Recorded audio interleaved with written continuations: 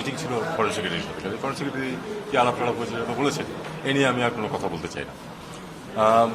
যুক্তরাষ্ট্রে যারা এসেছেন তারা দুটো বিষয়, এক হলো যে আপনারা জানেন যে দুজন এসেছিলেন, একজন আমাদের অঞ্চলে আর একটা হলো পাশের অঞ্চলে ডেপুটি অ্যাসিস্ট্যান্ট সেক্রেটারি।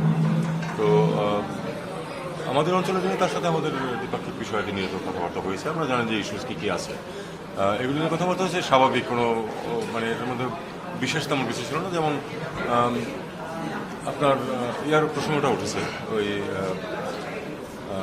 ট্যাক্স যেটা ট্যারিফের প্রসঙ্গ উঠেছে, এবং আমরা বলেছি যে আমরা তো চেষ্টা করছি তোমাদের বাণিজ্য বাধা কমিয়ে আনতে। এবং আমি আরেকটা পয়েন্ট উল্লেখ করেছি যে আসলে তো যেই দুই পক্ষের মধ্যে তফাৎটা যতটা বলা হয় অতটা তো আসলে না, কারণ সার্ভিসেস সেক্টরে তো আমরা প্রচুর আমদানি করি তোমাদের এখানে, এইটুকু বলেছি। আর যিনি আমাদের পাশের অঞ্চল থেকে ছিলেন তাদের মূল ফোকাসটা ছিল আসলে বার্মা। এই ব্যাপারে আমার অবস্থান আপনাদেরকে আমি বহুবার বলেছি। আমি এক্স্যাক্টলি একই কথা তাদেরকে বলেছি যে আসলে রোহিঙ্গা সমস্যার সমাধান না হলে, যদি ওখানে যুদ্ধ শেষও হয়ে যায়, তারপরে শান্তি আসবে না।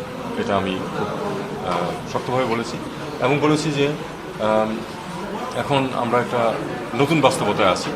সত্যিকার অর্থে আমরা একজন নতুন প্রতিবেশী মুখোমুখি, যারা আবার নন স্টেট অ্যাক্টর, তাদের সাথে আমরা না পারছি ওপেনলি স্বাভাবিকভাবে আলোচনা করতে, না পারছি তাদেরকে ইগনোর করতে। কাজে এই ডিফিকাল্ট সিচুয়েশন। আর তাদেরকে আরেকটা কথা আমি বলেছি যে there will be a time যখন হয়তো এই সমস্যাটা স্থিতি আসবে এবং একটা সমাধানের দিকে যাবে।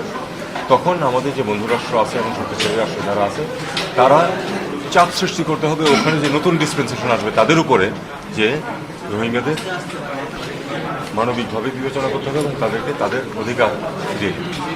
এটুকু। স্যার, আরেকটি বিষয় যে গতকাল ভারতের পশ্চিমবঙ্গের মুখ্যমন্ত্রী মমতা ব্যানার্জি বলেছেন যে মুর্শিদাবাদে যে দাঙ্গা শুরু হয়েছে সেই দাঙ্গার পেছনে বাংলাদেশের হাত রয়েছে, এবং নরেন্দ্র মোদীর সঙ্গে আমাদের অন্তর্বর্তী সরকার প্রধানের যে বৈঠকটি হয়েছে সেই বৈঠকটিকে আসলে গোপন বৈঠক বলেছে। এই ব্যাপারে বাংলাদেশের পররাষ্ট্র মন্ত্রণালয় কোনো আনুষ্ঠানিক বিবৃতি দেবে কিনা? এ ব্যাপারে ইতিমধ্যেই গতকালই একটা স্টেটমেন্ট দেওয়া হয়েছে প্রধানমন্ত্রীর কার্যালয় থেকে, এর সাথে অ্যাড করার কিছু নেই। ধন্যবাদ। স্যার, একটা জিনিস স্যার, আরাকান আর্মিদের সাথে যোগাযোগের জন্য আমেরিকার পক্ষ থেকে কোনো পরামর্শ দেওয়া হচ্ছে কিনা? আরাকান আর্মিদের সাথে যোগাযোগ না, এটা আমার কাছে অন্তত কোনো এই অঞ্চলের যে পররাষ্ট্র সেক্রেটারি গতকালকে আসলেন, উনি কি বাংলাদেশের সংস্কার বা নির্বাচন বা এই ক্ষেত্রে কোনো কিছু জানতে চেয়েছেন কিনা, বা আপনারা কার কথা বলছেন আপনি? মার্কিন না, এই সম্বন্ধে আমার কাছে কিছু জানছেন।